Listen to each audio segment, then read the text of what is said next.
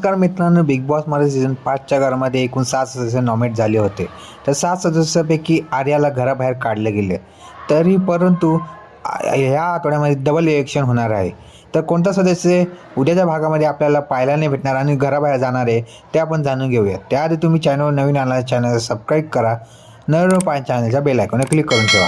बॉसच्या घरामध्ये एकूण 7 सदस्य नॉमिनेट झाले. त्यामध्ये होते अभिजित, अंकिता, आर्या, निकी, वैभव आणि वर्षाताई. तर वोटिंग ट्रेंडनुसार टॉपला आर्या होती तर बॉटमला वैभव चव्हाण होता. आणि आर्या आणि निकी तंबोळी यांचे भांडणं झाले आणि आर्याने निकी तंबोळीला मारल्यामुळे आर्या घराबाहेर गेलेली आहे. तर दुसरा सदस्य कोण घराबाहेर गेला आहे त्यामध्ये तो दुसरा सदस्य दुसरा कोणी नसून तो वैभव आहे.